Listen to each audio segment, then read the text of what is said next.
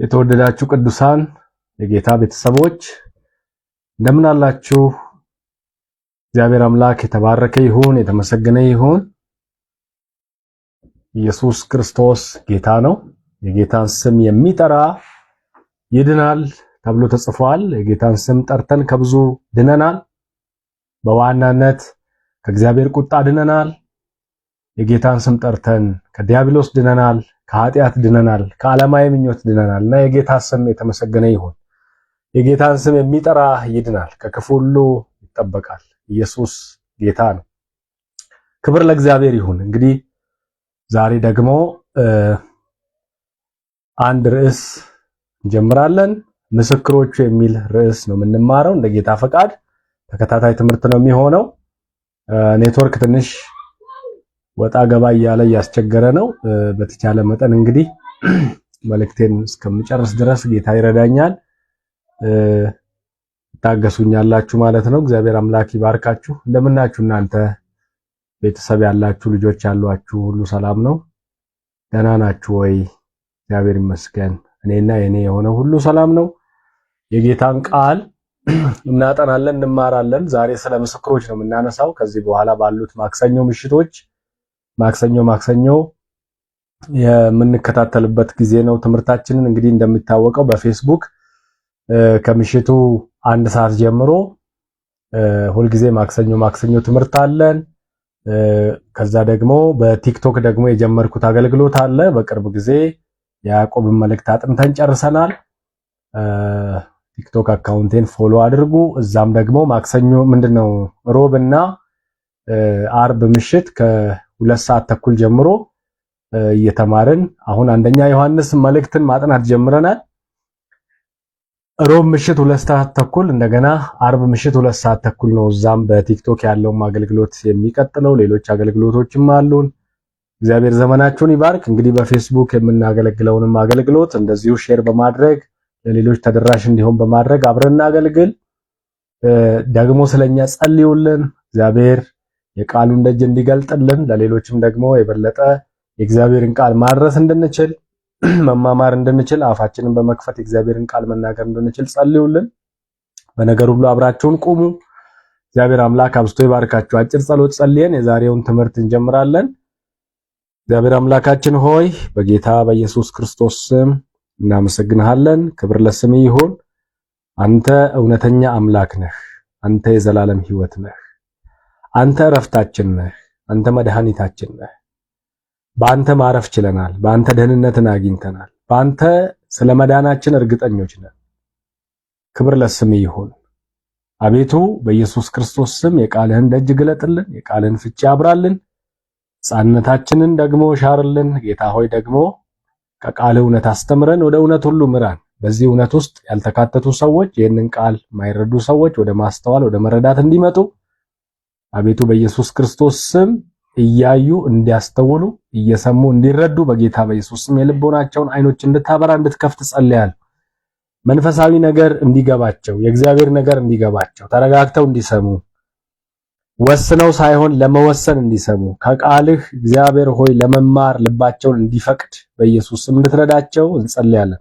የክፉ እጅ ሁሉ በስምህ የተመታ ይሁን። ከሰው ልብ ላይ የእግዚአብሔርን ቃል የሚለቃቅም መንፈስ ሁሉ በጌታ በኢየሱስ ክርስቶስ ስም የተቀጣ ይሁን። ምሽቱን ባርክልን። ጊዜውን ለአንተ አደራ አሳልፌ እሰጣለሁ። እኔ ቁጭ ብዬ ወገኖችን በያሉበት የሚሰሙትን እግዚአብሔር ሆይ ጸጋህን አካፍለን እንድትረዳን እንጸልያለን። በኢየሱስ ክርስቶስ ስም አሜን። የጌታ አምላካችን ስም የተባረከ ይሁን። ኢየሱስ ክርስቶስ ጌታ ነው። ኢየሱስ ክርስቶስ ያድናል። ብቸኛ መድኃኒታችን እሱ ነው። ከእግዚአብሔር ጋር ያስታረቀን፣ የጥሉን ግድግዳ ያፈረሰ፣ ወደ አብ ቀኝ ወደ አብ እንድንገባ በራሱ ደም ስለኛ የቆመ እኛን ይዞን የገባ ሊቀ ካህናችን እውነተኛ መድኃኒታችን እሱ ብቻ ነው። ስለኛ የታረደ በቁስሉም ደግሞ የፈወሰን እርሱ የእግዚአብሔር ልጅ ኢየሱስ ክርስቶስ ብቻ ነው። ሊመለክ፣ ሊወደስ፣ ሊከበር፣ ስለሱ ሊወራ፣ ወንጌሉ ሊሰበክለት፣ ምስጋናውን ክብሩን ሊቀበል ይገባዋል።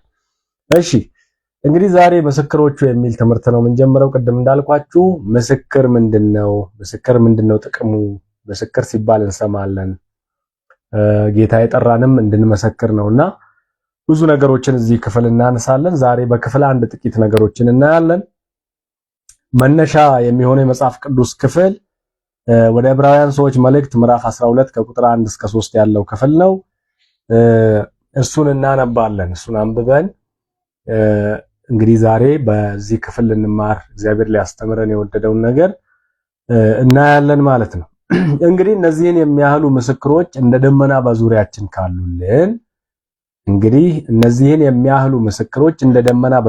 ካሉልን እኛ ደግሞ ሸክምን ሁሉ ቶሎም የሚከበንን ኃጢአት አስወግደን የእምነታችንንም ራስና ፈጻሚውን ኢየሱስን ተመልክተን በፊታችን ያለውን ሩጫ በትዕግስት እንሩጥ። እርሱ ነውርን ንቆ በፊቱም ስላለው ደስታ በመስቀል ታግሶ በእግዚአብሔር ዙፋን ቀኝ ተቀምጧልና።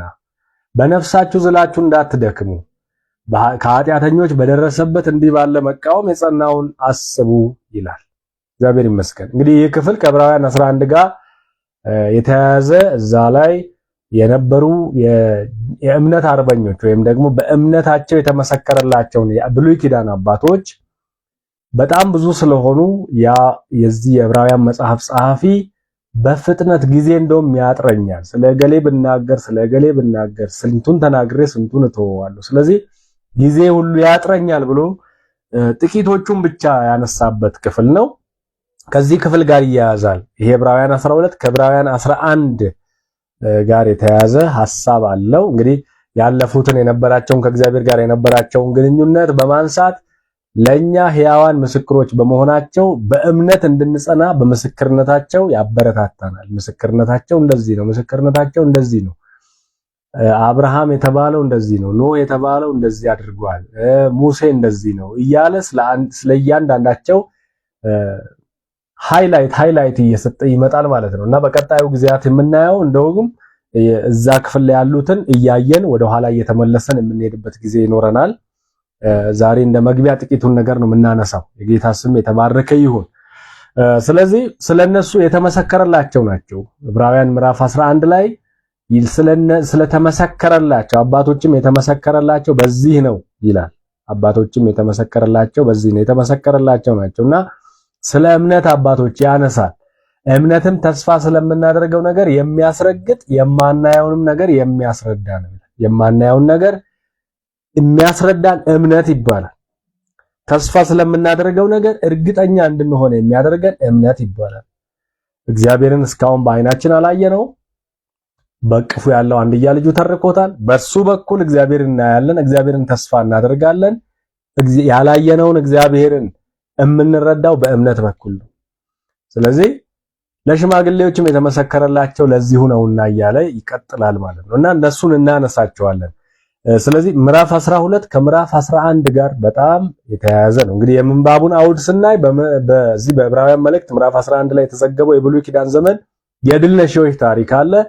በእምነታቸው ምክንያት የደረሰባቸውን መከራና ስደትም ይናገራል።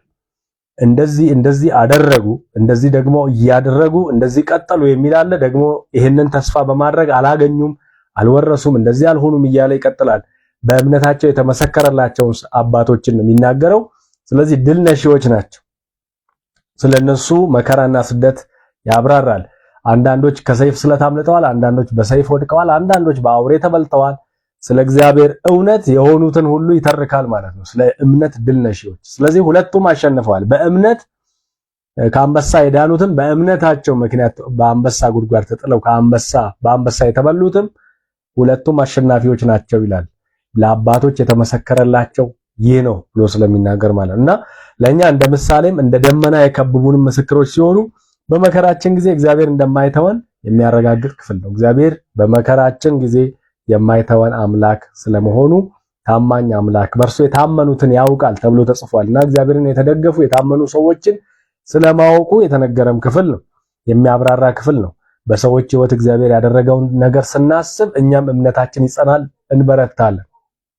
ምዕራፍ 12 ደግሞ የእነዚህን የእምነት አርበኞች ታሪክ ያጠናክርልናል ማለት ነው። ሰይጣን የሚያዘጋጀው የጨለማ ጥልቀት የፈለገ ያህል ከባድ ቢሆንም ከእግዚአብሔር ብርሃን ኃያልነት እንደማይበልጥ ያስረዳናል።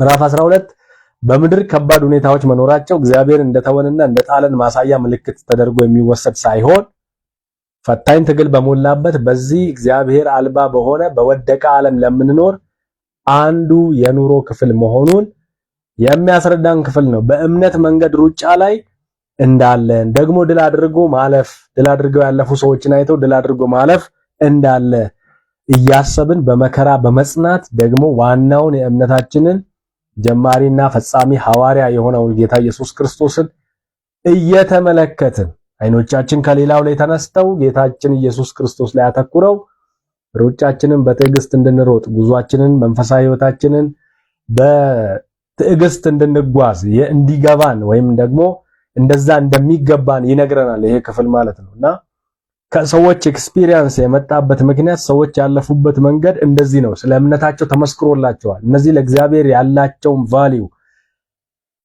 ያሳይና ለእግዚአብሔር ያላቸውን ቦታ እንዴት እግዚአብሔር እንደወደዱት እንዴት እንደታመኑት እየተናገረ ይመጣል። ስለዚህ እነዚህ በዙሪያችን አሉ። ደግሞ ዋናውን ተመልከቱ ይለናል። ዋናው ማነው?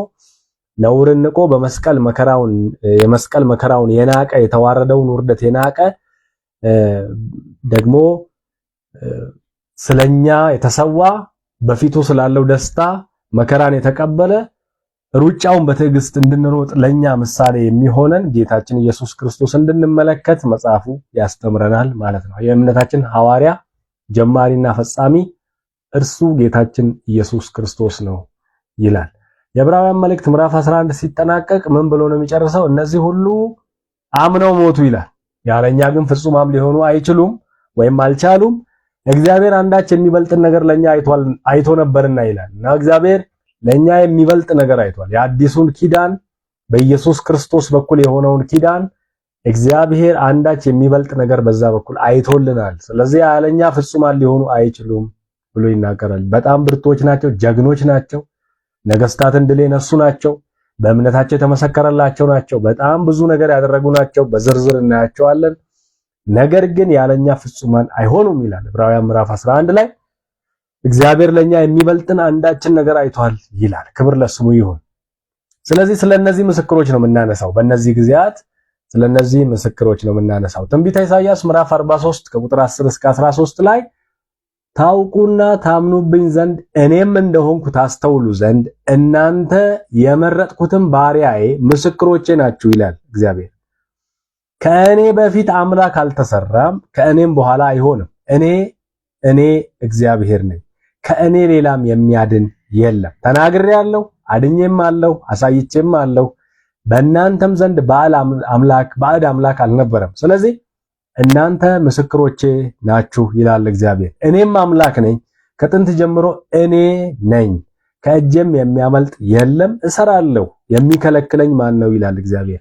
ይሄ በትንቢተ ኢሳይያስ ምዕራፍ 43 ከቁጥር 10 እስከ 13 ላይ የተተረከ ቃል ነው፣ የተቀመጠ ቃል ነው። እግዚአብሔር ምስክሮቼ ይላቸዋል እነዚህን ሰዎች። ከእኔ በቀር ማንም እንደሌለ፣ የሚያድን እንደሌለ፣ የሚታደግ እንደሌለ፣ የሚሰራ እንደሌለ አምላክ ተብለው ሰዎች ቢሰበስቧቸውም እነሱ አማልክት እንዳልሆኑ እኔ ብቻ የምናገር ሕያው መሆኔን አድኜ ደግሞ አሳይቻለሁ። በእናንተም ዘንድ ባዕድ አምላክ አልነበረም፣ እናንተ ምስክሮቼ ናችሁ ብሎ እግዚአብሔር ራሱ የእስራኤልን ሕዝብ ምስክሮቹ እንደሆኑ ይጠራል። እግዚአብሔር ምስክርነት የተሞላ አምላክ ነው። በሰዎች ሕይወት ውስጥ እግዚአብሔር አሻራው አለ። ክብር ለስሙ ይሁን። ምስክሮቹ ነን እኛም። በሐዋርያት ሥራ ምዕራፍ 1 ቁጥር 8 ላይ ጌታ ኢየሱስ ክርስቶስ መንፈስ ቅዱስ በእናንተ ላይ በወረደ ጊዜ ኃይልን ትቀበላላችሁ አላቸው ለደቀ መዛሙርት። በኢየሩሳሌም፣ በይሁዳ ሁሉ፣ በሰማርያም እስከ ምድር ዳርም ድረስ ምስክሮቼ ትሆናላችሁ። ይሄ እግዚአብሔር በብሉይ ኪዳንም እናንተ ምስክሮቼ ናችሁ ያለው እግዚአብሔር በአዲስ ኪዳንም ከመነሻችሁ ከትውልድ ስፍራችሁ ከአካባቢያችሁ ከቀያችሁ ተነስታችሁ ስኮፓችሁ እየሰፋ ካስማ ዳርቻችሁ እየሰፋ ወንጌልን እያዳረሳችሁ እስከ ዓለም ዳር እናንተ ለኔ ምስክሮቼ ትሆናላችሁ ብሏል ማለት ነው። ክብር ለኢየሱስ ይሁን። ስለዚህ ያ ወንጌል ነው ከትውልድ ትውልድ እየተቀባበለ ከሐዋርያት እየተቀባበለ እየተሰበከ እየተነገረ ወንጌል ባልደረሰበት ትውልድ መካከል ስፍራ መካከል እንደገና ደግሞ ሰዎች ባሉበት ሁሉ በየትውልዱ በእኛም ትውልድ ከኛም ትውልድ በኋላ ከልጆቻችንም ትውልድ በኋላ የሚነገር የሚሰበክ ጌታችን ኢየሱስ ክርስቶስ እስከሚመጣ ድረስ ዳግም ሊወስደን እስከሚመጣ ድረስ የሚነገር እውነት የምስራች ወንጌል እርሱ ነው። ምስክሮቹ ናችሁ፣ ምስክሮቹ ነን ሁላችንም። ክብር ለስሙ ይሁን። በሐዋርያት ሥራ ምዕራፍ 14 ላይ ከቁጥር 8 ጀምሮ በልስጥራን እግሩ የሰለለች ሲወለድም ጀምሮ ተራምዶ የማያውቅ አንካሳ የነበረ ሰው እንግዲህ በሐዋርያቱ በጳውሎስና በበርናባስ እጅ ሲፈወስ በዚያ ስፍራ የሚኖሩ ሰዎች አንድ ነገር አደረጉ። አማልክት ሰዎችን መስለው ወደኛ ወርደዋል በማለት ኮርማዎችን ሊሰውላቸው የአበባ ጉንጉን አዘጋጅተውላቸው ሲመጡ ሐዋርያቱ ልብሳቸውን ቀደዱ ይላል። ወደ ህዝቡ ሮጡ ይላል። ምክንያቱም አምልኮ ሊሰጧቸው በሊቃኦንኛ ቋንቋ አንዱን ድያ አንዱን የሆነ ስም ብሏቸው ስም ጠርተው ሰየመዋቸው እነ ጳውሎስና በርናባስን መስዋዕትን ሊያቀርቡላቸው እንግዲህ ኮርማዎችን ይዘውላቸው መጡ። በዛ በቤተ ጣዖት ወይም በዛ በቤተ መቅደሱ እነሱ በሚያመልኩበት ስፍራ ላይ ያለው ካህን ይሄንን ሊያስደርግ ወደደ ይላል እና የአበባ ጉንጉን አዘጋጅተው ይዘውላቸው መጡ። አማልክት ሰዎችን መስለው ወደኛ ወርደዋል ብለው መጡ። ስለዚህ እነሱ ምን አደረጉ? ይሄንን የአበባ ጉንጉንና ኮርማ ሊሰዋላቸው መሆኑን ሲያውቁ በጣም ተቆጡ። በጣም ወደ ህዝቡ መካከል ሮጡ። ሰው ብቻ እኛም እንደነሱ ሰው ነን ወይም ደግሞ እኛ እንደናንተ ሰዎች ነን ብለው ክብርን ከጌታ ከመካፈል ይልቅ ክብርን መልሰው ለእግዚአብሔር ሲሰጡ የተናገሩት ቃል አለ። ለፈውስ ባለቤት ይሄ ሰው የሰለለ ሰው ነው። እግሩ አንካሳ ነው። እጁ አይንቀሳቀስም። ከእናቱ ማፀን ጀምሮ አንካሳ የነበረ ሰው ነው። አሁን በእነሱ እጅ ፈውስ ሲያልፍለት ሰዎች ይሄንን ታምራት በማየት እነዚህ ሰዎች ብቻ አይደሉም አማልክት ናቸው በማለታቸው እነ ጳውሎስ የተናገሩት ቃል አለ። የፈውሱ ባለቤት እግዚአብሔር መሆኑን አመለከቱ። ክብርን ለእግዚአብሔር ሰጡ። ክብር አልተሻሙም። እኛ ነን የፈወስነው አላሉም። ታዋቂ ነን እኛ እንደዚህ ነን እኛ በቃ የፈውስ ምሽት የፈውስ የታምራት ደግሞ አምልኮ ለኛ ነው የሚገባው ብለው አምልኮ አልተቀበሉ። አምልኮ ለሚገባው ለእግዚአብሔር፣ ክብር ለሚገባው ለእግዚአብሔር፣ ዝና ለሚገባው፣ መጠራት ለሚገባው፣ ለሚፈውስ ለሚያድን ለእግዚአብሔር ክብርን በመስጠት አለፉ። ከቁጥር 15 ጀምሮ ይህንን በተመለከተ እናንተ ሰዎች ሆይ ይህንን ስለምን ታደርጋላችሁ? ማለት ስለምን ለኛ ትሰዋላችሁ? ለምን የአበባ ጉንጉን ለኛ ለምን ታዘጋጃላችሁ? ልትሰው እንዴት ትዘጋጃላችሁ? እኛ ደግሞ እንደናንተ የምንሰማ ሰዎች ነን። ከዚህም ከንቱ ነገር ሰማይንና ምድርን ባህርንም በእነርሱም ያለውን ሁሉ ወደ ፈጠረ ወደ ሕያው እግዚአብሔር ዘወር ትሉ ዘንድ ወንጌልን እንሰብካለን። ከሁሉ ነገር ከንቱ ከሆነው ነገር ሰማይና ምድርን ባህርንም በውስጡ ያለውን ሰራዊት ሁሉ ወደ ፈጠረ ወደ እግዚአብሔር ዘወር እንድትሉ ወንጌል የምንመሰክር ነን። ወንጌል የምንናገር ነን። ከንቱ ነገር አታድርጉ። አምልኮ ለሰው አትስጡ። አምልኮ ለሆነ ነገር አታድርጉ። ሌሎች አማልክትን አታምልኩ። እናንተ ወደዚህ ወንጌል ዘወር እንድትሉ እኛ እንሰብካችኋለን። እግዚአብሔር ሰማይንና ምድር ባህርንም በውስጡ ያለውን ፍጥረት ሁሉ ምን ብሏል? ፈጥሯል። እርሱ ባለፉት ትውልዶች አሕዛብን ሁሉ በገዛ በራሳቸው ጎዳና የሄዱ ዘንድ ተዋቸው። ከዚህም ሁሉ ጋር መልካም ሥራ እየሰራ ከሰማይ ዝናብን ፍሬ የሚሆንበትን ወራት ሲሰጠን ልባችንንም በመብልና በደስታ ሲሞላው ራሱን ያለ ምስክር አልተወም ይላል። እግዚአብሔር ዝናብ ሲሰጥ፣ እግዚአብሔር ምግብ ሲሰጥ፣ እግዚአብሔር ሲያስደስተን ይሄ ሁሉ ምስክርነቱ ነው። ባይኔቸር እግዚአብሔር እየተናገረ ነው። እንደው እግዚአብሔር ወቅቱን የጠበቀ ዝናብ እየሰጠ ዘር እየዘራን ዘር እየበቀለ ብዙ እያፈራ ከዘራነው ከበተነው በላይ ብዙ ውጤታማ እየሆንን እግዚአብሔር እየሰጠን በመብልና በደስታ ልባችንን ሲያሞቀው ወይም ሲሞላው ራሱን እግዚአብሔር ያለ ምስክርነት አልተወም ይላል ሐዋርያው ጳውሎስ። ስለዚህ ይሄንን ነው የምንሰብከው። ያለ ምስክርነት ራሱን ያልተወውን እግዚአብሔርን ነው የምንሰብከው ይላል። ይህንንም ብለው እንዳይሰውላቸው ህዝቡን በጭንቅ አስተዋቸው ይላል። ህዝቡ ምን ያህል ለመሰዋት አማልክት በሰው አምሳል በእኛ መካከል ተገልጠዋል የሚለውን ካህኑ ሊሰዋላቸው መውደዱን ባዩ ጊዜ ሊሰግዱላቸው ህዝቡ አንድ ላይ በጣም አስቸግሮ ነበር። እነ ጳውሎስ ግን ክብር ለእግዚአብሔር ብቻ፣ ስግደት የሚገባው እግዚአብሔር ብቻ ነው። እኛ እጅ የተፈወሰን ቢሆን እንኳ ፈውስን የሰጠው የፈውሱ ባለቤት እግዚአብሔር ነው እንጂ እኛ ፈዋሽ አይደለንም። ስለዚህ እኛ ክብር አይገባንም። ክብር የሚገባው ሰማይንና ምድርን ባህርንም በውስጡ ያሉትን ፍጥረታት ሁሉ የፈጠረው የሰራዊት አምላክ እግዚአብሔር ነው። በወንጌል የምንሰብከውም እናንተ ፊታችሁን ወደሱ እንድታዞሩ ነው። የወንጌል መልእክት የምስራች መልእክት ግልጽና አጭር ነው። ሰዎች በክርስቶስ ኢየሱስ በኩል አምነው የዘላለም ሕይወት እንዲያገኙ ከተጣሉትና ከተለያዩት ከእግዚአብሔር ጋር እርቅ እንዲያደርጉ ኢየሱስ ክርስቶስ አስታራቂ ሆኖ መምጣቱን መመስከር ነው። ይሄ ነው ወንጌል፣ ይሄ ነው ብርሃን። ሰዎች በጨለማ ሲኖሩ ወደ ዓለም የመጣውን የእግዚአብሔርን ብርሃን ወደ ሰው ሁሉ ማድረስ፣ መመስከር፣ ማድረስ የኛ ድርሻ የኛ ኃላፊነት እሱ ነው። ይሄ ነው ወንጌል።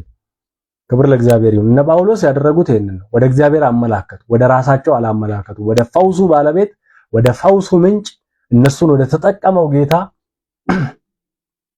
እጃቸውን አሳዩ ወይም ጠቆሙ። እንግዲህ እግዚአብሔር ሁልጊዜ ስለ እርሱ የሚናገሩለት በፍጥረቱም ሁሉ ምስክር ያለው ራሱን ያለ ምስክር የማይተው አምላክ መሆኑን እንረዳለን። ራሱን በልዩ ልዩ መንገድ የሚገልጥ እግዚአብሔርን ሳያውቁ ሰዎች በምንም መንገድ ሳያውቁ አይሞቱም። ይሰማሉ በአንድም በሌላም ስለ እግዚአብሔር። በውስጣቸው አለ የእግዚአብሔር መንፈስ። ስለዚህ እግዚአብሔር ሲፈጥራቸው ያለው ኔቸር ራሱ እግዚአብሔርን ሲክ የሚያደርግ እግዚአብሔርን የሚፈልግ እግዚአብሔርን ማግኘት የሚጠማ ነው የሰው ነፍስ በባህሪው። ሰው ምንም ነገር ቢሞላው ነፍሱ በእግዚአብሔር ካላረፈች እረፍት እንደማያገኝ ሁሉ ይፈልጋል፣ ይጠማል። ያንን አምላክ ማግኘት ይፈልጋልና እግዚአብሔር ያንን ያለ ምስክርነት ራሱን የማይተው አምላክ መሆኑን እንደገና በተፈጥሮም ራሱን የገለጠ መሆኑን የሚናገር መሆኑን ምንድነው የሚለው? ከዚህም ሁሉ ጋር መልካም ስራ እየሰራ ከሰማይ ዝናብን ፍሬ የሚሆንበትን ወራት ሲሰጠን ልባችንንም በመብልና በደስታ ሲሞላው ራሱን ያለ ምስክር አልተወም። ስንበላ፣ ስንጠጣ፣ ስንደሰት በእግዚአብሔር ባናምንም እንኳን እግዚአብሔር እየተናገረን ነው። ራሱን ያለ ምስክርነት አልተወም። በዚህ ውስጥ ያለውን ደስታ የሰጠን እግዚአብሔር ነው። ራሱን እግዚአብሔር ያለ ምስክር አይተውም ብሎ ይናገራል። ክብር ለእግዚአብሔር ይሁን። እንግዲህ ይሄ ምስክር ወይም ምስክሮች የምንለው በተናጠል ወይም በነጠላ ስንጠራው ምስክር የምንለው ወይም ደግሞ ምስክሮች ብዙ ጊዜ ፍርድ ቤት የሚጠቀመው ቃል ነው። ዳኞች፣ ጠበቆች ምናምን የሚናገሩት፣ አቃቤ ሕጎች የሚናገሩት ስለ ምስክር፣ አንደኛ ምስክር፣ ሁለተኛ ምስክር፣ ሶስተኛ ምስክር። አንዳንድ ጊዜ ምስክሮች በጣም ብዙ ሊሆኑ ይችላሉ እንደ ወንጀሉ ስፋት አይነት እና ምስክር የሚለውን ያው ታውቁታላችሁ። ለመተርጎም ያህል እንግዲህ ምንድነው የሚለው? ምስክርን ወይም ዊትነስ አንድን ክስተት በአይኑ ያየ ግለሰብ ወይም ቡድን ምስክር ነው። አንድን ክስተት፣ አንድን ፌኖሜና የተከሰተን አንድን ክስተት ለምሳሌ መኪና አደጋ ሊሆን ይችላል፣ ወንጀል ሲሰራ ያየ ሊሆን ይችላል። ያንን ኢንሲደንት ወይም ደግሞ ያንን ሁኔታ የተከታተለ ያየ ማንኛውም ሰው ሰራሽ ወይም ተፈጥሯዊ ክስተቶችን በስፍራ ሆኖ የተመለከተ ሰው ምስክር ይባላል። የአይን ምስክር። ሁለተኛው መረጃና ማስረጃ ዶክመንቶች የአይን ምስክር ናቸው። እነዚህም ምስክሮች ናቸው።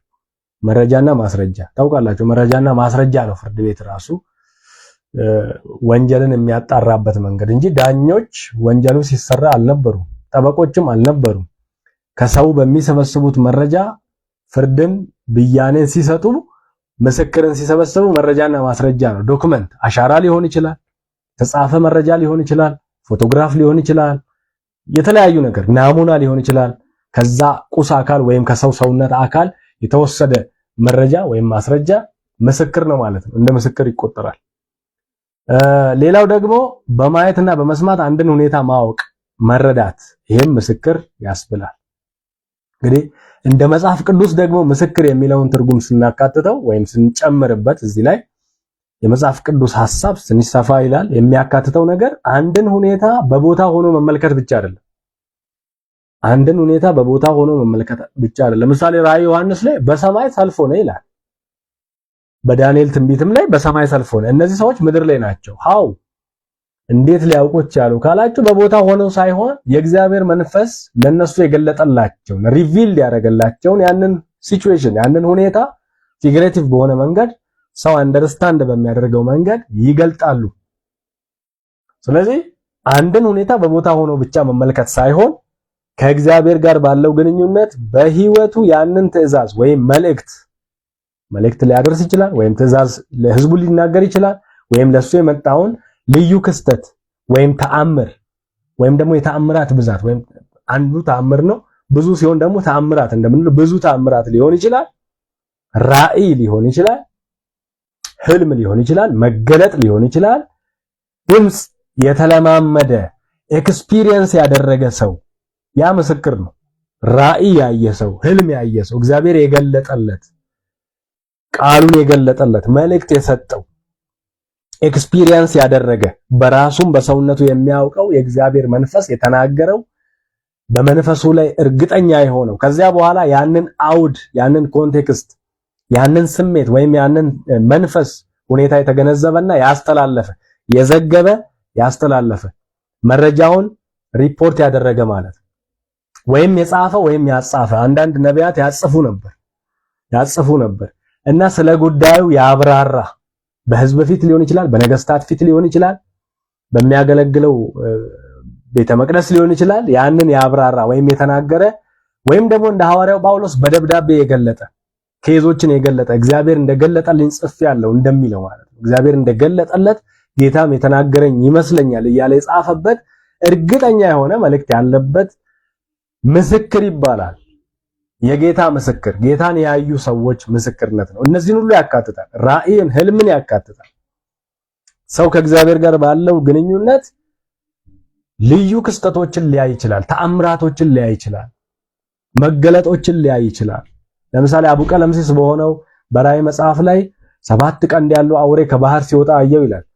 ዮሐንስ ፍጥሞ ደሴት ላይ ታስሮ ነው ያለው። 7 ቀንድ የሚለው ትርጓሜው የተለያየ ቢሆንም የራሱ አውድና የራሱ እሱ መንፈሳዊ ዓለምን የተገነዘበበትን መገንዘብ ኤክስፒሪየንስ አድርጎት ይገልጣል። ለምሳሌ እንደ ብዙ ውሆች ድምጽ ዞር ብዬ ስመለከት እንደ ብዙ ውሆች ድምጽ ያለ ድምጽ ሰማው። ዞር ስል ፊቱ እጅግ የሚያበራ ከፀሐይ 7 እጥፍ የሚያበራ የሰውን ልጅ የሚመስለውን አየሁ ይላል እና ፊዚካሊ ይየው በራእይ ይየው ያንን ኤክስፒሪየንስ ያደረገው ዮሐንስ ነው ከኛ በላይ መረዳትና ማስረዳት የሚችለው። ስለዚህ ምስክር ማለት ያንን ሁኔታ ሞር በልቡም በሰውነቱም ጭምር የተረዳው የተገነዘበው፣ ቅድም እንዳልኳችሁ ደግሞ ያዘጋጀው የጻፈ ደብዳቤ። ለምሳሌ ሐዋርያው ጳውሎስ ከ11 በላይ መልእክቶችን ጽፏል። በአዲስ ኪዳን ብዙ ደብዳቤዎችን የጻፈ ሐዋርያ ነው። ስለዚህ እሱ የጌታ ምስክር ነው። ጌታን አይቻለሁ፣ ጌታ በደማስቆ መንገድ ላይ እኔንም ደግሞ ተገናኝቶኛል ብሎ ተናግሯል ማለት ነው። የምስክር መኖር ዓላማ ምስክር ለምን ያስፈልጋል? ዓላማው የአንድን ሁኔታ ወይም ክስተት በእርግጠኝነት ለማወቅ እና ለመተንተን ሲሆን በከሳሽም ሆነ በተከሳሽ ፊት ስለ ሁኔታው እውነቱን ለማሳወቅና ፍትህን በፍጥነትና በትክክል ለማስፈን ያግዛል። ጠቢቡ ሰለሞን ትዝ የሚላቸው ከሆነ እግዚአብሔርን አንድ ጥበብ ለመነው። ይህንን ህዝብ ማለት አጠቃላይ ጥበብን ለመነው። እግዚአብሔር ይህንን ህዝብ የማወጣበትንና የማገባበትን ጥበብ እንዲሰጠው ለመነ። እግዚአብሔር ፊት ለመነ። እግዚአብሔርም ከዛ በዚህ ልመናው ተደሰተና እንደውም ያልጠየቀኝን ሀብትና ባለጠግነትን እሰጥሃለሁ አለው። በዛ መሰረት 2 ሴቶች ደግሞ ለክስ ይመጣሉ ጠቢቡ ሰለሞን ጋር። እንደምታውቁት በአንደኛ ነገሥት ምዕራፍ 3 ላይ የምታገኙት ታሪክ ነው። ሲመጡ አንዷ ልጇ ላይ ተኝታ ልጇን ገላ የሰውን ልጅ ወስዳ ደግሞ የኔ ነው ብላ ክርክር ነበረ። ያቺ ደግሞ ልጅ ተወሰደብኝ ብላ እውነተኛዋ እናት ክስ በሰለሞን ፊት ቀረበ፣ በንጉሱ ፊት። ያው እንደምታስታውሱት በጥበብ ፈረደ ንጉሱ። የማን ነው ሲል የኔ ነው ይላሉ ሁለቱም። ስለዚህ ያለው አማራጭ ሰይፍ አምጡልኝ አለ። በሰይፍ ቆርጬ አካፍላለሁ ሲል እውነተኛዋ እናት የመለሰችው ምላሽ እውነተኛነቷን አረጋገጠ። ምን ብላ ተናገረች? ይሄ ልጅ እዛው ይደግ፣ አይሙት፣ አይቆረጥ፣ አይከፈላለች። ያቺ ሐሰተኛዋ እናት ደግሞ የራሷን ልጅ ገላ የዚችንም ለማስገደል የምትፈልገው ይቆረጣለች ማለት ነው። በዚህ ጊዜ ሰለሞን ሰይፉን አስቀመጠና ልጁን ተቀብሎ ለእውነተኛዋ እናት ሰጠ። ምስክር ቢኖር አስባችሁታል? ምስክር ቢኖር ፍትህ ይቀላል። የዚህን ያህል ጥበብ ለሁሉ ሰው ስላልተሰጠ፣ የሰለሞንን ያህል ዊዝደም ለሁሉ ሰው ስላልተሰጠ፣ ዳኝነት በምስክርነትና በሚሰማው በመረጃና ማስረጃ ላይ ተመርኩዞ ስለሆነ ፍትህ የሚሰጠው ማለት ነው። ስለዚህ በፍጥነትና በትክክል መረጃን በመስጠት ፍትህን እንዲሰፍን፣ ጥፋተኛን ለመቅጣት፣ ተበዳይን ደግሞ ለመካስ፣ ንጹሃን ላይ ደግሞ ያለ አግባብ የሚኖረውን እንግልት ለመከላከል ምስክር ትልቅ ሚና አለው። ምስክር ትልቅ ሚና አለው። ያዩ ሰዎች የአይን ምስክር የሆኑ ሰዎች ሚናቸው ከፍተኛ ነው። ከሌሉ ሰዎች ይልቅ መረጃቸው ታማኝ ነው። ምለው ነው ታስታውሳላችሁ። ፍርድ ቤት ሄዳችሁ የምታውቁ ከሆነ ምለው ተገዝተው ነው ይሄንን ባደርግ በኔ ላይ ይሄ ድረስ በልጆቼ ላይ ይሄ ድረስ ብለው በየሃይማኖታቸውም የሚምሉበት ሁኔታ አለ። ከባድ ነው ምስክርነት በራሱ ማለት ነው። በራሱ ከባድ ነው። ሮሜ ምዕራፍ 2 ከቁጥር 11 እስከ 16 ላይ እግዚአብሔር ለሰው ፊት አያደላም። እግዚአብሔር ጻድቅ እና እውነተኛ ፈራጅ እውነተኛ ዳኛ ስለሆነ የሰውን ፊት አይቶ እግዚአብሔር አያደላም። ታዲያ እንዴት ነው ፍትህን የሚያሰፍነው? ምክንያቱም ከህግ መሰጠት በፊት ሰዎች ነበሩ፣ በህግ ዘመን ሰዎች ነበሩ። አሁን በዚህ ዘመን ደግሞ በጸጋ ዘመን ወይም በቤተ ክርስቲያን ዘመን ሰዎች አለን። ስለዚህ እግዚአብሔር እንዴት ነው ፍትህን የሚያሰፍነው? መጽሐፉ ምንድነው የሚለው? መጽሐፉ እግዚአብሔር ለሰው ፊት አያደላም። አድልቶልናል እንላለን እኛ አንዳንድ ጊዜ ያው እግዚአብሔር ጋር ያለን ቀረቤታና የእግዚአብሔር ቸርነት ሲበዛልን እኛ እንደዛ እንላለን። እግዚአብሔር ግን የሰውን ፊት አይቶ ምን አይልም፣ አያደላም። ያለ ህግ ኃጢአትን ያደረጉ ሁሉ ያለ ህግ ደግሞ ይጠፋሉ። ህግ ከመሰጠት በፊት ኃጢአተኛ የነበሩ ሰዎች ያለ ህግ ደግሞ ይፈረድባቸዋል ማለት ነው። ህግም ሳላቸው ኃጢአት ያደረጉ ሁሉ በህግ ይፈረድባቸዋል። በእግዚአብሔር ፊት ህግን የሚያደርጉት ይጸድቃሉ እንጂ ህግን የሚሰሙ ጻድቃን አይደሉምና። ህግ የሌላቸው አህዛብ በባህሪያቸው የህግን ትእዛዝ ሲያደርጉ እነዚያ ህግ ባይኖራቸው እንኳን ለራሳቸው ህግ ናቸው። ምክንያቱም ህግ በሙሴ ተሰጠ የተባለው ለዕብራውያን ለእስራኤል ቤት ነው። ከእስራኤል ቤት ውጭ ያለው ማህበረሰብ አህዛብ ይባላል። አህዛብ ነው የምንባል የነበር ነው። ስለዚህ መጽሐፉ እንደውም በኋላ ላይ ርቃችሁ ለነበራችሁት ለእናንተም ሰላምን ሰበከ፣ የጥሉን ግድግዳ አፈረሰ፣ ለእነሱም ደግሞ ቀርበው ለነበሩትም ለእስራኤል ቤት ማለት ነው ሰላምን ነው የሰበከው። ተመሳሳይ ስብከት ሰበከ። እግዚአብሔር ሁለቱን ያዋሃደ ከሁለቱ አንድን አዲስ ፍጥረት ወይም ደግሞ አዲስን ሰው አቅርቧል። እግዚአብሔር ወደ ራሱ ጠርቷል። ስለዚህ እግዚአብሔር ለሰው ፊት አይቶ አያደላም። እነሱ በዛ ዘመን በህግ ሲመሩ በእስራኤል ቤት፣ ሌሎች ደግሞ አህዛብ ህግ የሌላቸው አህዛብ ከባህሪያቸው የህግን ትእዛዝ ሲያደርጉ እነዚያ ህግ ባይኖራቸውም እንኳን ለራሳቸው ህግ ናቸው። እነዚህ ነገሮች ህግ ናቸው ይላል ሮሜ ምዕራፍ 2 ላይ ከቁጥር 11 እስከ 16። እነርሱም ህሊናቸው ሲመሰክርላቸው ሐሳባቸው እርስ በርሳቸው ሲካሰስ ወይም ሲያመካኝ በልባቸው የተጻፈውን የህግ ሥራ ያሳያሉ። እርስ በርስ ይሄ ልክ ነው፣ ይሄ ልክ አይደለም፣ ይሄ ጥፋት ነው፣ ይሄ ጥፋት አይደለም ሲባባሉ ምንም እንኳን እግዚአብሔር በቀጥታ በነቢያት ወይም ደግሞ በነ ሙሴ አማካይነት ለዚህ ህዝብ ከእስራኤል ውጪ ለሆነው ማለት ነው ህጉን በቀጥታ ባይሰጥም ይሄንን በማድረጋቸው ሐሳባቸው እርስ በርሳቸው ሲካሰስ ወይም ሲያመካኝ በልባቸው የተጻፈውን የህግ ሥራ ያሳያሉ ይላል። ይህም እግዚአብሔር በኢየሱስ ክርስቶስ እኔ በወንጌል እንዳስተማርኩ በሰው ዘንድ የተሰወረውን የሚፈርድበት ቀን ይሆናል። መቼ ነው? ወደፊት የፍርድ ቀን ላይ እኔ በወንጌል እንደምሰብከው የተሰወረውን የሚገልጥበት ቀን አለ። በዛ ቀን ነው የሚሆነው ይሄ ይላል። ግልጽ ነው። እግዚአብሔር የእያንዳንዱን ትውልድ ዘመን ያውቃል። ትውልድን የፈጠረ እግዚአብሔር ነው። እያንዳንዱን ሰው የፈጠረ እግዚአብሔር ነው። እስትንፋስ የሰጠ እግዚአብሔር ነው። አይረሳም። እግዚአብሔር አምላክ ነው። ሁሉን አዋቂ ነው። ሁሉን ቻይ ነው። በዚያ ጊዜ የእያንዳንዱን ያለ ህግ የነበረውንም ያለ ህግ ኃጢአት ሰርቶ ከሆነ ያለ ህግ ይፈርድበታል። ደግሞ በህግ ዘመንም ሆነው ለእስራኤል ቤት ህግ ቢኖርም ከእስራኤል ውጪ ያለው ማህበረሰብ ህጉን የማያውቅ ቢሆንም እንኳ በልቡ ባለው የህግ ሥራ በልባቸው የተጻፈውን የህግ ሥራ ያሳያሉ ብሎ የተናገረው ያንን በሚመስል ትእዛዝ ሲያደርጉ ያንን ህግ ሲያደርጉ እግዚአብሔር የሚፈርድበት ጊዜ አለ ብሎ ይናገራል። እያንዳንዱን ነው እግዚአብሔር ካልኩሌት አድርጎ ይሰጣል፣ ፍርዱን ይሰጣል ነው የሚለው። ስለዚህ እግዚአብሔር የሰውን ፊት አይቶ አያደላም። ቅድም ስንነሳ አንድ የተናገርኩት ነገር አለ። በብሉይ ኪዳን ለነበሩ የእምነት አርበኞች ዕብራውያን ምዕራፍ 11 ላይ ተተንትነው ያሉት እነርሱ ይሄንን ሁሉ ነገር ለምሳሌ ሙሴ ከርቀት ተመልክቷል ብድራቱን ይላል። ጌታ ኢየሱስ ክርስቶስ ስለ አብርሃም ሲናገር አብርሃም ቀኔን ሊያይ ይፈልግ ነበር፣ ይመኝ ነበር፣ አየ፣ ደስም አለው። አብርሃም ከርቀት ሆኖ የጌታን ቀን ያየ ሰው ነው። ስለዚህ ይሄ ሁሉ የተያያዘው ነው። ስለ ጌታ አዲስ ኪዳን ጌታ ኢየሱስ ክርስቶስን በማግኘት እነዛን ሰዎች ያለኛ ፍጹማን እንዳይሆኑ አድርጓቸዋል። እነሱ ያለኛ ፍጹማን ሊሆኑ አይችሉም ይላል ዕብራውያን ምዕራፍ 11 የመጨረሻው ቁጥር ላይ እግዚአብሔር አንዳች የሚበልጥን ነገር ለኛ አይቷል ይላል። ክብር ለስሙ ይሁን። ስለዚህ እንግዲህ ስለ ምስክር እያየን ነው እስካሁን የቆየነው። ከጥንት ጀምሮ ሰዎች በመሐላ ቃል ኪዳን ሲግባቡ አንዱ ከአንዱ ጋር ቃል ኪዳን ሲያደርግ ንጉስ ከንጉስ ጋር ሊሆን ይችላል፣ ንጉስ ከህዝብ ጋር ወይም ግለሰብ ከግለሰብ ጋር ሊሆን ይችላል። በባይብል ላይ ብዙ ማየት ትችላላችሁ። ለመታሰቢያ ወይም ለማስታወሻነት ምስክር ያቆሙ ነበር። ለምሳሌ እግዚአብሔርን ይጠሩ ነበር ለምስክርነት። ዘፍጥረት ምዕራፍ 31 ቁጥር 50 ላይ ማግኘት ትችላላችሁ። ሰዎችን ዘፍጥረት 31 32 ቄብ በጎች ሁሉ ቀርበው ያውቃሉ ለምስክርነት። የድንጋይ ክምሮችን ወይም ሐውልቶችን ምስክር አድርገዋል ሰዎች። ሙሴ ከእግዚአብሔር የተቀበለው ጽላቶች የምስክር ጽላቶች ይባላሉ። ምስክር ናቸው። በህዝቡና በእግዚአብሔር መካከል ስላለው ግንኙነት የሚናገሩ ምስክሮች ናቸው። እውነተኛ ምስክር እንዳለ ሆኖ እንግዲህ ሐሰተኛ ደግሞ ምስክርም አለ። እንደምታውቁት በሐሰት የሚመሰክሩ ደግሞ አሉ። እውነተኛ ምስክርነት የሚሰጡ አሉ። ያዩትን የሰሙትን ብቻ ያዩትን የተረዱትን ያወቁትን ብቻ የሚናገሩ ሰዎች አሉ።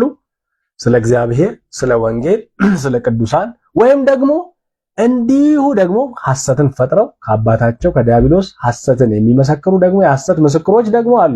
በእግዚአብሔር ልጅ ላይ የሐሰትን ምስክርነት የሚናገሩ ደግሞ አሉ። ዘጸአት ምዕራፍ 23 ቁጥር 1 ላይ እንደዚህ የሚል ቃል አለ። ሐሰተኛ ወሬ አትቀበል። ሐሰተኛ ወሬ ትኩረት አትስጥ፣ ቦታ አትስጥ፣ አትስማ። ሐሰተኛ ምስክርም ትሆን ዘንድ ከኃጢአተኛ ጋር እጅህን አታንሳ። ሐሰተኛ ምስክር ሆነ ለአንዱ ተደርበ ከኃጢአተኛ ጋር ተደርበ እጅህን አታንሳ። ሐሰተኛ ምስክር አትሆን። ክፉን ለማድረግ ብዙ ሰዎችን አትከተል። አያችሁ፣ ብዙ ሰዎች ስለሄዱበት አንሄድም። ነገሩ ክፉ ነው ወይስ ክፉ አይደለም የሚለውን አጥና፣ አትከተል። ፍርድንም ለማጥመም ከብዙ ሰዎች ጋር ተስማምተህ አትመስክር። ጠማማ ፍርድ ለመበየን፣ ጠማማ ውሳኔ ለመወሰን፣ ምንድነው የሚባለው? የደቦ ፍርድ ለመስጠት ሁሉም እየተነሳ ነገሩን ግራና ቀኙን ሳይ ሁሉም እንደሚፈርደው ልክ የኛ ዘመን ላይ አንድ ሰው something happen አደረገ ቢባል በአንዴ የምንሰማው ወይም ደግሞ ለመፍረድ የምንዘጋጅበት መዘጋጀት ከፍተኛ ነው። እንደምታውቁት ጌታችን ኢየሱስ ክርስቶስ አትፍረድ ደግሞ ምን እንዳይፈረድብህ ያለው ነገሮችን ከማጤንና ካለማጤን የተነሳ የምንወስነው ውሳኔ ወይም ሰው ላይ የምናስተላልፈው ነገር ምናልባት እኛ እንዳልነው ላይሆን ስለሚችል ጉዳዩ እኛ ካየነው እይታ በላይ ስለሚሆን እግዚአብሔር በሚያይበት ሁኔታ ማየት ስለማንችል ውስን ስለሆንን ባላየነው ባልሰማነው ትክክለኛ ፍርድ አንስጥ ነው እንጂ ቶታሊ አትፍረዱ እያለ አይደለም። ግልጽ ነው። ኃጢአትን መቃወም ትክክል አይደለም ማለት፣ ትክክል የሆነውን ደግሞ ትክክል ማለት እውነተኛ ፍርድና ውሳኔ ማስተላለፍ የሚጠበቅብን ነገር ቢሆንም እንኳን እርግጠኛ ባልሆነው ነገር ግራና ቀኙን ባልሰማንበት መረጃ ሙሉ በሌለን ነገር ላይ የተነሳን ክብረነክ የሆኑ ቃላቶችን በመጠቀምም ጭምር ፍርድን ብናስተላልፍ ምን ይልብናል? መጽሐፉ እንደሚነግረን ይፈረድብናል። ስለዚህ አዲሱ መደበኛ ትርጉም ምንድነው የሚለው? ክፉ በማድረግ ብዙዎችን አትከተል። በሕግ ፊት ምስክርነት ስትሰጥ ከብዙዎች ጋር ተባብረህ ፍትህ አታጣምም ይላል። የብዙሃን ወገን ሆነ ፍትህ አታጣምም፣ ከእውነት ጋር ቁም። እንደውም እዛ ክፍል ላይ ለድሃ ብለህ አትፍረድ ይላል። ለድሃ አታዳላ ሁሉ ይላል። ድሃ ስለሆነ ነው አዝኜለት ነው የፈረድኩለት አይባልም። ድሃም ቢሆን ባለጠጋም ቢሆን ብዙም ቢሆኑ ጥቂትም ቢሆን አንተ ከእውነት ጋር ቁም። ያየኸውን መስክር፣ የሰማኸውን መስክር። ከዛ ውጪ አትጨምር፣ አትቀንስ።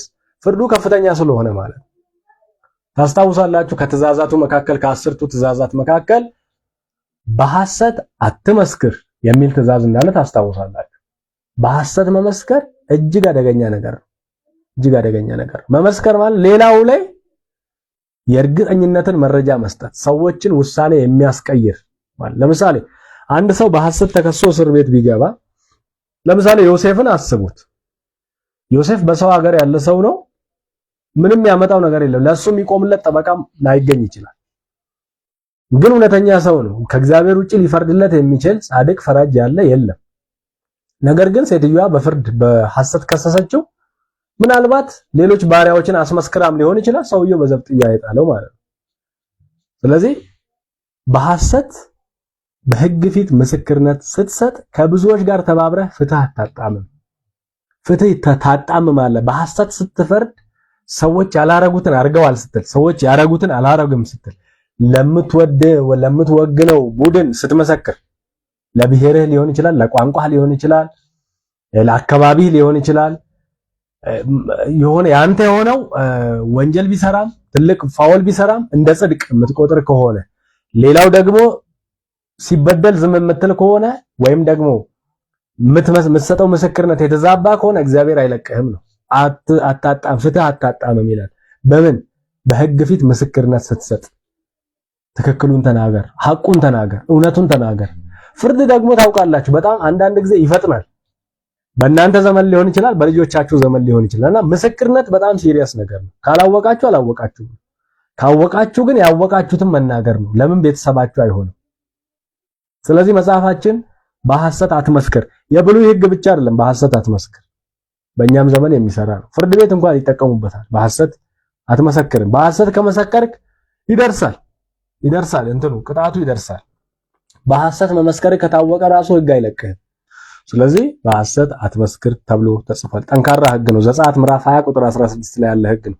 እንግዲህ በሙሴ ህግ መሰረት ሰውን የገደለ ሰው እንኳን በሁለት ወይም በሶስት ምስክር እንጂ በአንድ ምስክር ብቻ በሞት አይቀጣም። አንድ ሰው እሱ ሰው ሲገላ አይቻለሁ ብሎ ስለተናገረ ብቻ አይገደልም። በሙሴ ህግ ምስክር በሁለት ወይም በሶስት ነው የሚጸናው።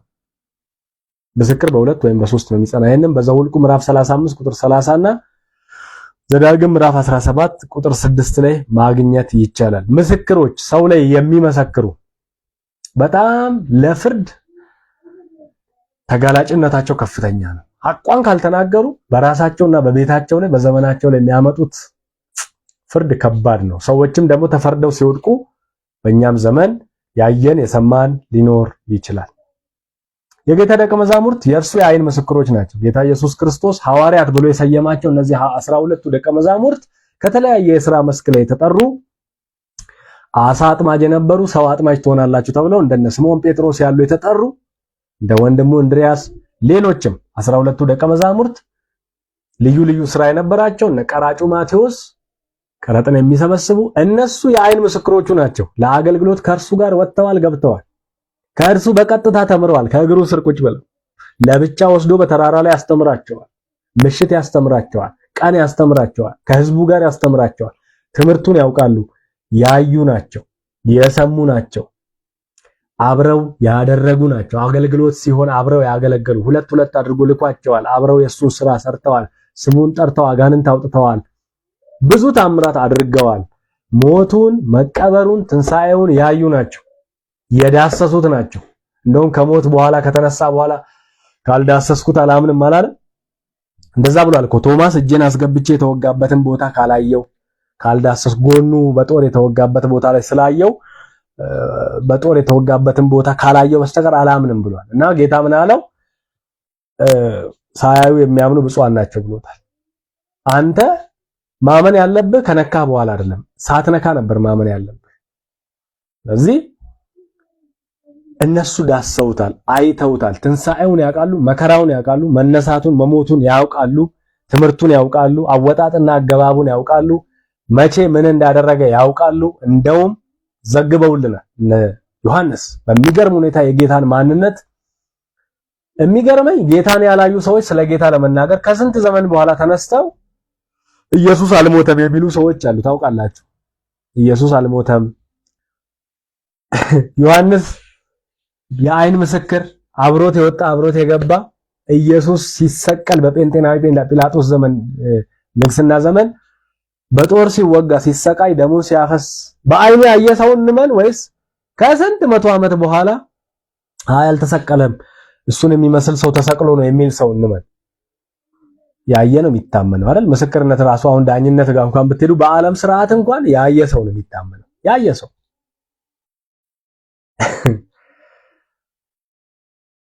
ጌታ ኢየሱስ ክርስቶስ ከኢየሩሳሌም ጀምሮ እስከ ዓለም ዳርቻ የጌታን ወንጌል ለማብሰር እናንተ ምስክሮቼ ትሆናላችሁ ያላቸው ናቸው። ቅድም እንዳጠና ነው ሐዋርያት ሥራ ምዕራፍ 1 ቁጥር 8 ላይ ከኢየሩሳሌም በይሁዳ በኢየሩሳሌም በሰማሪያ እስከ ምድር ዳርቻ ሁሉ እናንተ ምስክሮቼ ትሆናላችሁ፣ ለአስተምሮዬ፣ ለአወጣጥ አገባቤ፣ ለተናገርኩት፣ ለሰራው ተአምራት፣ ለሞቱ፣ ለመነሳቱ ሁሉ ምኖች ናችሁ፣ እናንተ ምስክሮች ናችሁ፣ ምስክሮቼ ትሆናላችሁ። ዮሐንስ ስለዚህ ሲናገር በአንደኛ ዮሐንስ ምዕራፍ 1 ቁጥር 1 እስከ 3 ላይ ስለ ሕይወት ቃል ከመጀመሪያ የነበረውን የሰማነውን የህይወት ቃል ከመጀመሪያ የነበረ ነው። እኛ ስለሱ ሰምተናል፣ ደግሞ አሁንም ሰምተነዋል። ከመጀመሪያ የነበረውንና የሰማነውን በአይኖቻችንም ያየነውን የተመለከትነውን እጆቻችንም የዳሰሱትን እናወራለን። ሃሌሉያ! እሱን ነው የምንመሰክረው አለ። ምስክርነታችን ታንጀብል ነው። ጆሮአችን ሰምተውታል፣ አይኖቻችን አይተውታል፣ እጆቻችን ዳሰውታል። ህይወትም ተገለጠ፣ አይተንማል። ኢየሱስ ክርስቶስ ህይወት ነው፣ የተገለጠ ህይወት ነው። የተገለጠ ህይወት ነው። እኛ ምን ብለናል? አይተንማል፣ እንመሰክርማለን። ሃሌሉያ! ከአብ ዘንድ የነበረውን ለእኛ የተገለጠውን የዘላለምን ህይወት እናወራላችኋለን።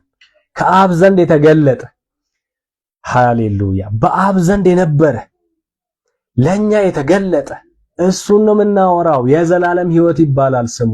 ይሄ ህይወት የዘላለም ህይወት ይባላል። ኢየሱስ ክርስቶስ ሌላ ስሙ የዘላለም ህይወት ይባላል።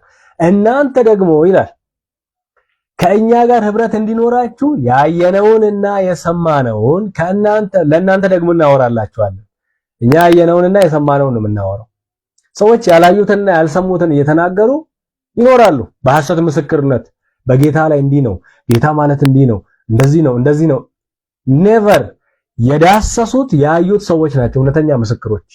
ሃሌሉያ! እነ ዮሐንስ ናቸው ያዩት። ያንን ዘገባ ነው እኛ የደረስንበት። ደግሞ ጌታ በቃሉ መሰረት እነሱ በዘገቡልን ዘገባ መሰረት መንፈሱን ልኮ ያ እነሱ ኤክስፒሪየንስ ያደረጉትን መንፈስ እኛ ኤክስፒሪየንስ እናደርጋለን በአዲስ ኪዳን። ስሙ የተባረከ ይሁን። ህብረታችንም ከአባት ጋር ደግሞ ምንድነው የሚለው? እናንተ ደግሞ ከኛ ጋር ህብረት እንዲኖራችሁ ያየነውንና የሰማነውን ለእናንተ ደግሞ እናወራላችኋለን። ህብረታችንም ከአባት ጋር ከልጁም ከኢየሱስ ክርስቶስ ጋር ነው። ይሄ ተራ ህብረት አይደለም።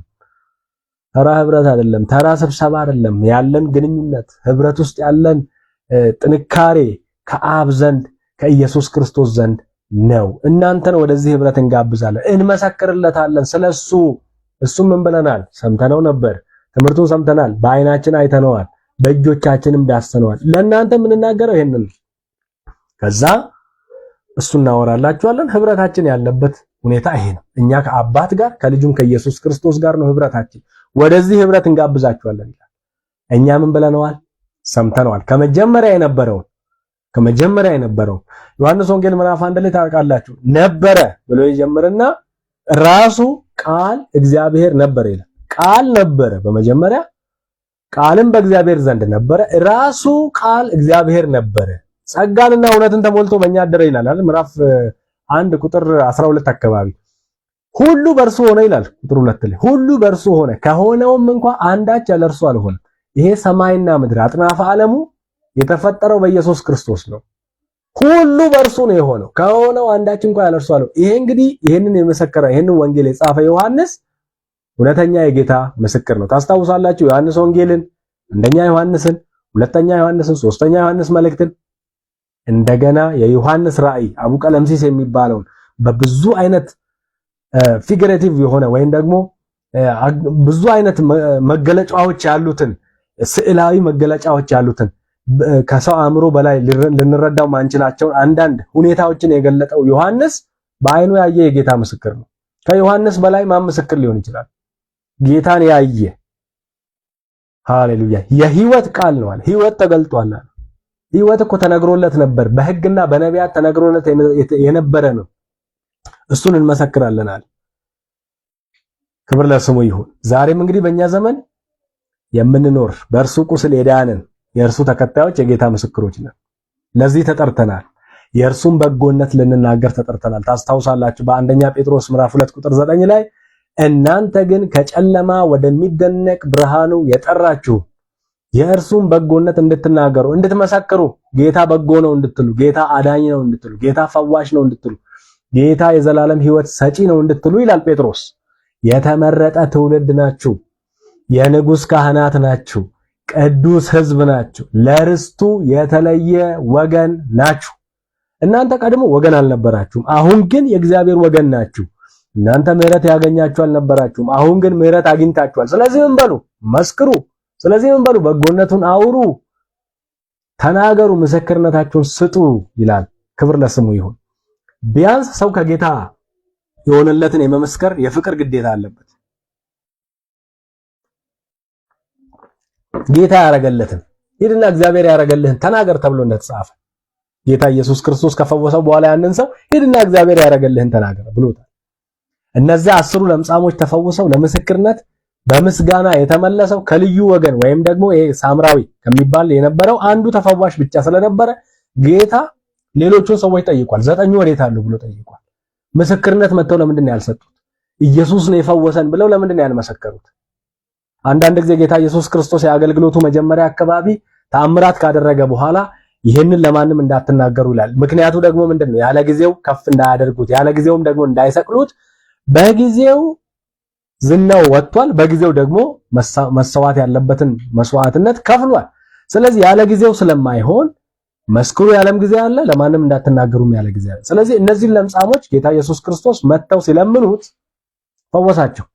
ነገር ግን ከምስጋና ጋር የተመለሰው አንዱ ሰው ብቻ ነው፣ ለመመስከር ጌታ አደረገልኝ ለማለት። በቸርች በጣም ብዙ ሰዎች ይፈወሳሉ። ዛሬም ጌታ ይናገራቸዋል፣ በትንቢት መንፈስ ይናገራቸዋል። እጅ በመጫን በሽማግሌዎች እጅ መጫን፣ ዘይት ተቀብቶ ሲጸለይ ሰዎች ይድናሉ። ከልዩ ልዩ ደዌ ከህመም ይድናሉ። እንደሚወራው ብቻ አይደለም፣ ሰዎች ይድናሉ፣ ይፈወሳሉ። ጌታ ይናገራቸዋል፣ በትንቢት መንፈስ ያጽናናቸዋል፣ ይበረታሉ። ነገር ግን ልክ ያንን ችግር ሲያልፉ መጥተው አይመሰክሩም። ብዙ ጊዜ የምስክርነት ጊዜም ብዙ የለም፣ ኤክስፒሪየንስ እየተደረገ አይደለም በአሁን ዘመን። ስለዚህ አንዳንድ ምስክሮች ደግሞ ያልተደረገ ተደረገ፣ ያልሆነ ሆነ። ልክ ይሄ አጋንንታዊ የጥንቆላ አሰራር አይነት ምስክርነት የሚሰጡ አሉ። ከጌታ ይልቅ ዘይቱን፣ ከጌታ ይልቅ ጨርቁን የሚያጋንኑ ሰዎች አሉ። እሱን እያልኩ አይደለም። ጌታን ኢየሱስ ክርስቶስን ፈውሶኛል ብለው እንዲመሰክሩ እነዚህን ለምጻሞች 10 ለምጻሞች ጌታ ይጠብቅ ነበር ምስክርነታቸው። አንዱ ብቻ ያውም ደግሞ ከልዩ ወገን የነበረው ሳምራዊ ብቻ መጥቶ መሰከረ ማለት ነው። ጌታ ምስክርነታችንን ይፈልጋል። እግዚአብሔር ያረገልንን እንድንናገር በቤታችን የሆነው በህይወታችን የሆነው ጌታን ከማወቃችን በፊት የነበረውን ዘመን እንዴት እግዚአብሔርን ካወቅን በኋላ የተለወጥንበትን መለወጥ፣ የተረዳንበትን መረዳት፣ ያወቅነውን ማወቅ፣ እግዚአብሔር ያገዘንን እገዛ ልንመሰክር ያስፈልጋል። ምስክሮቹ ነና የእርሱን በጎነት እንድትናገሩ የተመረጣችሁ ትውልዶች ናችሁ። የመመስከር ግዴታ አለባችሁ። የፍቅር ግዴታ ነው። ክብር ለስሙ ይሁን። ሃሌሉያ። ይሄንን እንግዲህ ቅድም ያልኳችሁን ቃል ሉቃስ ወንጌል ምዕራፍ 17 ከ13 እስከ 19 ታገኛላችሁ። ይሄ ሳምራዊ መጥቶ የመሰከረውን ማለት ነው። ጌታን እየባረከ እየሰገደለት ስለነበረው ሰው የሚናገረው ክፍል ሉቃስ ወንጌል ምዕራፍ 17 ከ13 እስከ 19 ነው። እንግዲህ ሌላው ደግሞ ወልድን ክዶ የአብ ምስክር መሆን አይቻልም። ወልድን ክዶ የአብ ምስክር ነኝ ማለት አይቻልም። ማለት ከነሙሉ ክብሩ ከነሙሉ ኃይሉ ነው መናገር ያለብህ። ወንጌል ግማሹን ቀንሰ መናገር አትችልም። እውነታውን ሙሉ መናገር አለብህ። የሱ ክብር ሲነካ ደስ የሚልህ ከሆነና አብ ሲነካ የምታዝን ከሆነ ልክ አይደለም። ወልድን ክዶ የአብ ምስክር መሆን አይቻልም። እንደዚሁ ደግሞ አብን ክዶ የወልድ ምስክር መሆን አይቻልም። አብ ኢየሱስ ነው ማለት አይቻልም። ኢየሱስ ደግሞ ሰው ብቻ ነው ማለት አይቻልም። እነዚህ የተጣረሱ ናቸው። ምክንያቱም በአንደኛ ዮሐንስ መልእክት ምዕራፍ 2 ቁጥር 22 ላይ ክርስቶስ አይደለም ብሎ ኢየሱስን የሚክድ የተቀባው መሲህ ማለት ነው። ክርስቶስ የተቀባው አዳኝ ማለት ነው። የተቀባው አይደለም ብሎ ኢየሱስን የሚክድ ከሚክድ በቀር ውሸተኛው ማን ነው ይላል። አብንና ወልድን የሚክድ ይህ የክርስቶስ ተቃዋሚ ነው። አብን ከካደ ወልድን ከካደ ተገቢውን ክብርና ተገቢውን አምልኮ ማያቀርብ ለሁለቱ እግዚአብሔር አንድ አምላክ ነው። መለኮት አይከፈልም። እግዚአብሔር ግን በሶስት አካላት ራሱን ገልጧል። በአብ በአባትነት፣ በወልድ በልጅነትና በመንፈስ ቅዱስ ሰራጺነት ከአብ ወጥቶ በሐዋርያት ዘመን ላይ ጀምሮ ከሐዋርያት ሥራ ምዕራፍ 2 ጀምሮ አሁን የቤተ ክርስቲያንን ዘመን እየመራ ያለው መንፈስ ቅዱስ እግዚአብሔር በሶስትም በአንድም ብለን የምናመልከው አንድ አምላክ ነው። በሶስት አካል ስለተገለጠ እግዚአብሔር ሶስት ነው እያልን አይደለም። መጽሐፉ ያላለውን አትበሉ። እኛ የሱ ምስክሮች ስንሆን እግዚአብሔር ብዙ ነው እያልን አይደለም። ራሱን የሚገልጥበት መንገድ ግን እግዚአብሔር በአብ ተገልጧል፣ በወልድ ተገልጧል፣ በመንፈስ ቅዱስ ደግሞ እየተገለጠ አለ። ክብር ለስሙ ይሁን። ስለዚህ ክርስቶስ አይደለም ብሎ ኢየሱስን ከሚክድ በቀር ውሸተኛ ማን ነው ይላል። አብንና ወልድን የሚክድ ይህ የክርስቶስ ተቃዋሚ ነው፣ አንቲክራይስት ነው ይላል። አብን የካደ ወልድን የካደ አንቲክራይስት ነው። አብን ብቻ አመልካለሁ ኢየሱስን ትቼ አይባል። ምክንያቱም መጽሐፉ ለሱ የሰጠው ዋጋ አለ። ራሱ ራሱን ባዶ አድርጎ መምጣቱ ክብሩን እንደመቀማት ሳይቆጥር መተካከልን ከአብ ጋር ያለውን ክብር መተካከልን እንደመቀማት ሳይቆጥር ራሱን ባዶ አደረገ ይላል። ይሄን ብዙ ቀን የምናነሳው ነው። ክብር ለስሙ ይሁን። ወልድን የሚክድ ሁሉ አብ እንኳን የለውም ይላል። ወልድን የካደ አብ የለውም።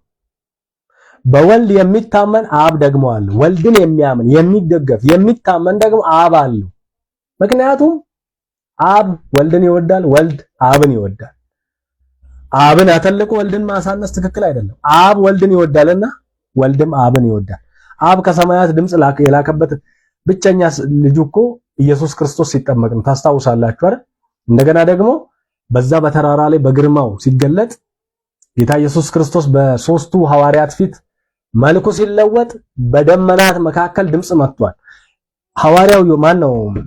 የአጥማቂው ዮሐንስ በዮርዳኖስ ወንዝ ሲያጠምቅ ጌታ ጽድቅን ሁሉ ፈጽም ዘንድ ይገባኛል ብሎ ሲጠመቅ መንፈስ ቅዱስ በእርግብ አምሳል፣ እርግብ አይደለም በእርግብ አምሳል ጌታ ኢየሱስ ክርስቶስ ላይ አርፏል። ትብብሩን ነው የሚገልጠው። ወልድ ደግሞ ከአብ ወጥቶ የመጣ አምላክ ነው። ስጋ የለበሰ የተዋረደ ሆነ እንጂ አምላክ ነው። ክብሩን እንደመተካከል ሳይቆጥር የመጣ ነው። እንደመቀማት ሳይቆጥር ትክክል ሆኖ ሳለ ሳይቆጥር የመጣ አምላክ ነው። ሲጠመቅ ለሰው ልጆች ዋጋ ለመክፈል ጽድቅን ሁሉ ሲፈጽም በእርሱ ደስ የሚለኝ የምወደው ልጄ ይህ ነው ያለው አባት ለልጁ ነው። ጴጥሮስ ዮሐንስና ያዕቆብን ይዞ በተራራ ላይ በነበረም ጊዜ እነሱ ኤልያስና ሙሴ ለኢየሱስ ክርስቶስ በተገለጡበት ክብር ላይ የጌታ መልክ ሲለወጥ ምንድነው ያለው? ጴጥሮስ ገና እየተናገረ ነው። እንግዲህ አንድ ቤት ለአንተ እንሰራለን፣ አንድ ቤት ለኤልያስ፣ አንድ ቤት ለሙሴ እያለ ገና እየተናገረ ጣልቃ የገባ ድምጽ መጣ ከሰማይ። ሃሌሉያ! ምን የሚል? የምወደው ልጄ ይህ ነው እርሱን ስሙት። የእርሱ ምስክርነት ስለ አብ ነው። እኔ ስለ አብ ልመሰክር መጥቻለሁ። ክብር ለኢየሱስ ይሁን። ወልድን የሚክድ ደግሞ አብ የለውም። በወልድ የሚታመን አብ ደግሞ አለው። ልጁን ያየ አባቱን አይቷል። ዮሐንስ ወንጌል ምዕራፍ 14 ቁጥር 9 ላይ ጌታ ኢየሱስ ለፊልጶስ የተናገረው ማለት አብን አሳየንና ይበቃናል ሲባል እኔን እስከዛሬ አታውቀኝም እንዴ ከናንተ ጋር ስኖር? እኔን ያየ ማንን አይቷል? አብን አይቷል። እኔና አብ ስንት ነን? አንድ ነን። በመለኮት አንድ ነን ማለት ነው። እዚህ በአካል አብ በሰማይ ነው። በዛ ጊዜ ኢየሱስ ክርስቶስ ደግሞ ስጋ ለብሶ በምድር ነው። አባቴ ይሰራል እኔም ደግሞ እሰራለሁ አላለም እንዴ? እኔን ያየ አብን አይቷል ብሏል። በአካል ይለያይ እንጂ በመለኮትነት ክብርና ስልጣን እኩልና አንድ ያው ስለሆነ ማለት ነው። እርሱ የባህሪውና የክብሩ ነጸብራቅ አብን የተረከልን ብቸኛ ስጋን የለበሰ የተባረከ አምላክ ነውና ሮሜ ምዕራፍ 9 ቁጥር 5 ላይ የተባረከ አምላክ ነው ይላል ስለ ጌታ ኢየሱስ ክርስቶስ ሲናገር። በዕብራውያን ምዕራፍ 1 ቁጥር 3 ላይ አዲሱ መደበኛ ትርጉም እርሱ የእግዚአብሔር ክብር ነጸብራቅና የባህሪው ትክክለኛ ምሳሌ ሆኖ በኃያል ቃሉ ሁሉን ደግፎ ይዟል። የኃጢአት መንጻት ካስገኘ በኋላ በሰማያት በግርማው ቀኝ ተቀመጠ ይላል ስለ ጌታ ሲናገር። ክብር ለስሙ ይሁን። ስለዚህ ይሄንን ነው ሐዋርያት የሰበኩት። አብን ሰበኩ፣ ወልድን ሰበኩ፣ መንፈስ ቅዱስን ሰበኩ። ሌላ የሰበኩት ተጨማሪ ነገር የለም። ሌላ መጨመርም እዚህ ጋር አያስፈልግም። ያለውን ክብር መቀነስም አስፈላጊ አይደለም። እናንተ የእርሱን በጎነት ልትናገሩ፣ የእርሱን ማንነት ልትናገሩ ከአብ ዘንድ የእግዚአብሔር ነጸብራቅ የሆነው ምክንያቱም መጽሐፉ ሲናገር እግዚአብሔርን ያየ አንድስ እንኳን የለም። በቅፉ ያለ አንድያ ልጁ ምን ብሎታል? ተርኮታል። የአብ ትረካ ነው ኢየሱስ። ከኢየሱስ በስተቀር የአብን ክብር ያየ የለም። ከአባቴ ዘንድ ያየሁትን አደርጋለሁ ሲል ሌላው ሰው አላየም ከአባቱ ዘንድ። ኢየሱስ ብቻ ነው ያየው። ኢየሱስ ብቻ ነው ያየው። ክብር ለስሙ ይሁን። ስለዚህ የኛ ምስክርነት ኢየሱስን የሚያጎላ፣ ኢየሱስን የሚያሳይ፣ ኢየሱስን የሚገልጥ መሆን አለበት። ስለዚህ ወደ መጀመሪያው ጥቅስ ልምጣና የዛሬውን ትምህርት ላብቃ። ዕብራውያን ምዕራፍ 12 ከቁጥር 1 እስከ 3 ብዙ ምስክሮች አሉን፣ እንደ ደመና የከበቡን ናቸው። ስለዚህ እኛ ደግሞ ሸክምን ሁሉ ቶሎም የሚከበንን ኃጢአት እናስወግድ፣ የእምነታችን ራስና ፈጻሚውን ኢየሱስን እንመልከት። ጌታ ሲመጣ everything will be accomplished። በፊታችን ያለውን ሩጫ በትዕግስት እንሩጥ፣ እሱን እየተመለከትን እንሩጥ። እርሱ ነውርን ንቋል፣ በፊቱ ስላለው ደስታ በመስቀል ታግሷል፣ በእግዚአብሔር ዙፋን ቀኝ ተቀምጧል። በነፍሳችሁ ዝላችሁ እንዳትደክሙ ከኃጢአተኞች በደረሰበት እንዲያል ባለ መቃወም የጸናውን አስቡ፣ እሱ ጸንቷል። ሃሌሉያ። ስለዚህ የእምነት አባቶች በብሉይ ኪዳን የነበሩትን እያነሳን እናያለን። በዕብራውያን ምዕራፍ 11 ላይ የተዘረዘሩትን ከዚህ በኋላ ባሉት ክፍሎች በሚቀጥለው ሳምንት ጀምሮ ማክሰኞ ምሽት ከ2 ሰዓት በኋላ ከ1 ሰዓት በኋላ ከ1 ሰዓት በኋላ እግዚአብሔርን ቃል እንደዚህ እንማራለን። ስለዚህ እኛ ምስክሮቹ ነን፣ እነሱም ደግሞ ምስክሮች ናቸው። እንደ ደመና በቃ በዙሪያችን አሉ፣ ይታዩናል፣ ድምጻቸው ይሰማል። ሰዎቹ የሉም፣ ግን ያሉ ያህል ነው ምስክርነታቸው። ክብር ለእግዚአብሔር ይሁን። እነሱን እናነሳለን። ስለዚህ ምስክሮቹ ናችሁ። እናንተም ምስክሮቹ ነን። ሁላችንም ይሄንን ለመመስከር ተጠርተናል። እግዚአብሔር አምላክ የተባረከ ይሁን። የዛሬውን እዚህ ጋር እናበቃለን። ቀጣይ ሳምንት እንቀጥላለን።